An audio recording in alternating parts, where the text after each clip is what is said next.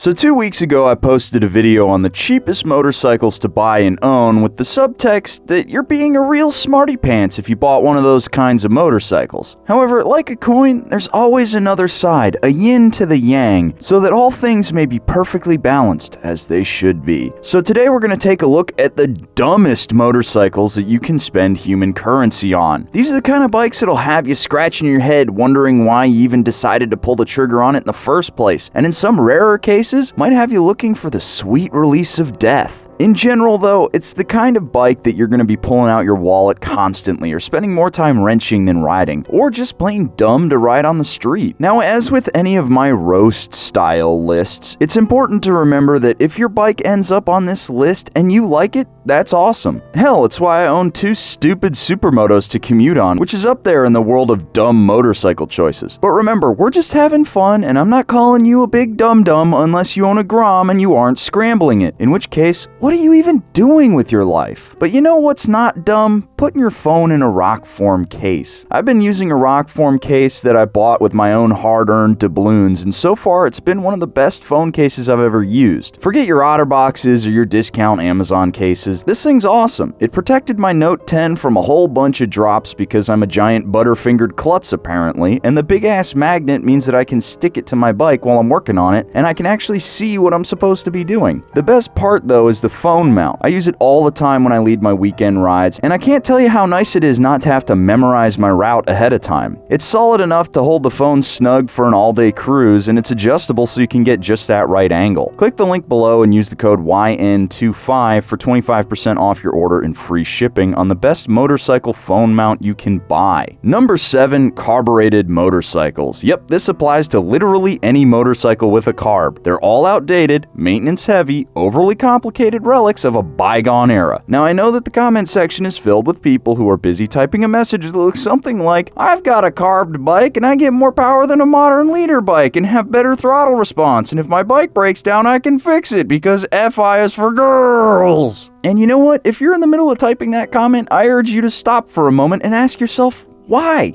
Just why? Sure, tinkering with your bike is all well and good, but pulling out somewhere between 1 and 4 carburetors every few months just to clean them, only to have to resync them and make sure that nothing is leaking sounds like a giant pain in the ass. And maybe if your bike breaks down, you can fix it on the side of the road in theory, but do you carry a bunch of spare jets, carb cleaner, a full set of tools, carb synchronizer every time you go out for a ride? If the answer is yes, then it sounds like you've got an awful bad case of Stockholm Syndrome right there. Trust me, I have a carbed bike myself, and I both love and loathe it with every fiber of my being.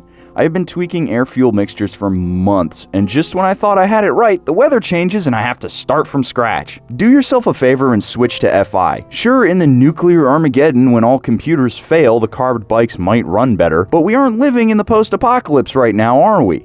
Actually, don't answer that. Moving on to number 6, Ducatis. Yep. Sorry, Yams, I gotta do it to you, but Ducatis make no sense to me. And I say that as a recent convert to Eurobike life. Okay, I get that they look pretty and have a hand-built quality to them, which is neat, but when your business model is the exact same as Harley-Davidson, I gotta question your life choices. I mean, both Ducati and Harley-Davidson are names that even normies would recognize. They sell overpriced motorcycles that are underpowered compared to the competition, and you have to treat it just right or it'll void the warranty. Also, need I mention Desmo valves? I mean, are they better than normal valves? Yes, sure. It's basically impossible to get valve float thanks to the mechanically driven nature of the Desmo valve train, but the fact that you need a whole bunch of specialized tools and a mechanic trained in the Biscotti fields of Bologna and anointed in the finest espressos to get the job done is just plain silly. Have Ducatis gotten better in terms of Desmo valve intervals and maintenance cost? Sure. But riddle me this.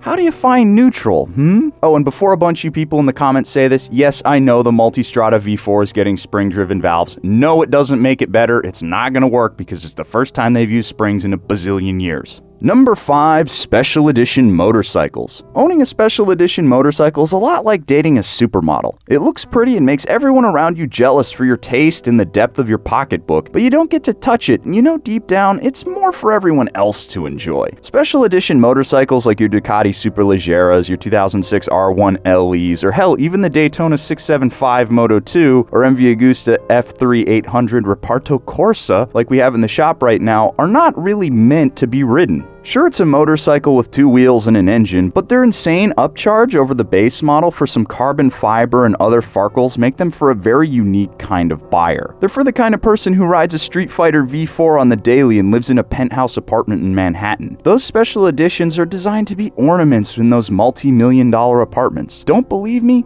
Try and find a replacement fairing for the Daytona 675. I know they look like a dream motorcycle, but basically any bike that costs more than 40 grand is just a waste. And yes, that includes my beloved KR-GT1. Forever may it be my desktop wallpaper, because I sure as hell am not gonna get to own one. Number 4, Super Sports. Now before you get all butthurt, let me qualify that. A Super Sport for the street is the small brain choice, but a Super Sport as a track day toy, now that's a big brain move. Don't believe me? Let's take a quick little look-see at a pair of dyno charts, shall we? On the left, you've got your R6. Man, doesn't that chart look pretty sweet? Look at how much power it's got. I mean, up to 121 horsepower. That's pretty darn sweet, right? Wrong! Look at how far into the rev range that is. The party doesn't even start until 10,000 RPM, and from there you have to wait another 5,000 RPM for peak power. Also, look at that torque curve. It maxes out at 47 foot-pounds at like 11,000 RPM. Can you imagine how gutless an R6 would feel from stoplight to stoplight? I mean, seriously, 600 class Super Sports feel slower than beginner bikes down low. Also, if you wind out a Super Sport all the way,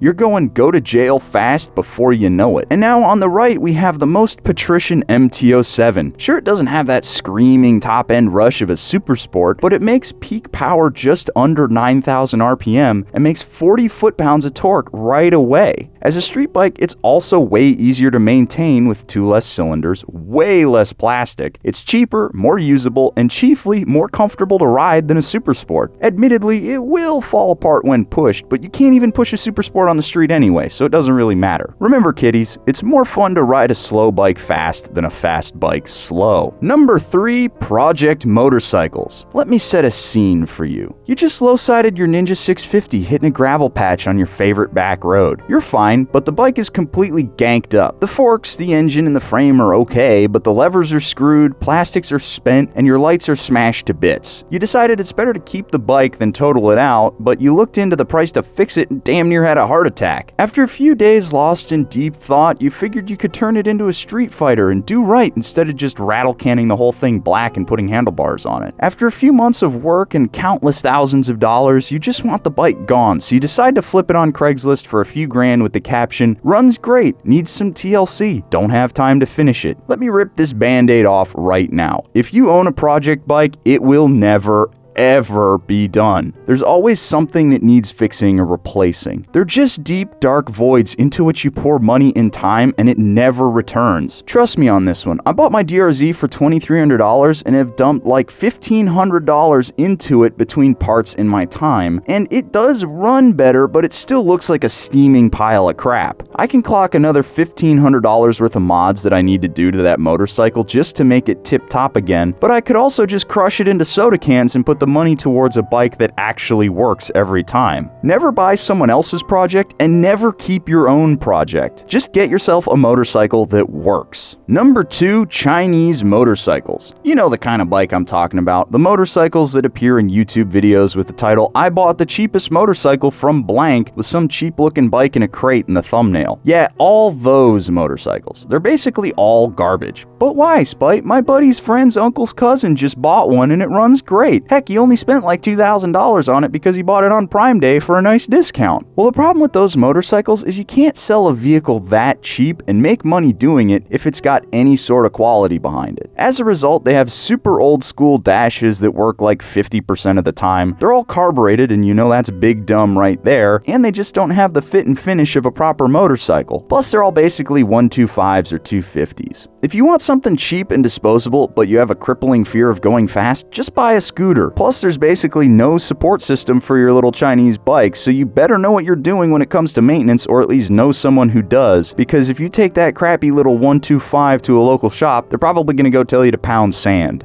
I will caveat this one by saying that if you already own a real motorcycle and you want something that you can just goof around on, this makes for a better beater bike than any project motorcycle, since at least you know it's brand new. Just maybe don't expect any of the fancy features they claim to have to work. Number 1, no title bikes. This is absolutely the dumbest kind of motorcycle you could possibly buy. Now I know what you're thinking, that no title bikes make sense as an off-road or track-only motorcycle, but no, they don't. If you do not have the title to your motorcycle, you do not own that motorcycle. Doesn't matter if you have some handwritten bill or sale, or whatever kind of other backwoods handshake deal-making went down. If you do not have the paper, it's not your motorcycle. Plus, without the title, you do not know that motorcycle's history. Was it stolen? Was it totaled? Was it formerly a race bike? Or maybe someone took the engine out of the frame and used it as a go-kart engine for a season, and then slapped it into some random frame you had lying around. I cannot urge you enough not to buy these kinds of motorcycles, and I see it happen all the time. Hell, bringing it back to my DRZ again, it had a titling error on it, and I had to go through the whole title bonding process to ensure that someone couldn't come after me and say that I stole the motorcycle. If the seller is at all iffy about the title, pass. It's just not worth the hassle. Trust me on this one. Well, howdy partner, how's it going? Now this video's over, but I tell you what, you click on this one right over here, you can keep watching yourselves from Yammie Noob. And if y'all didn't know, we're based out of Austin, Texas, so click on that video, you might check out something cool.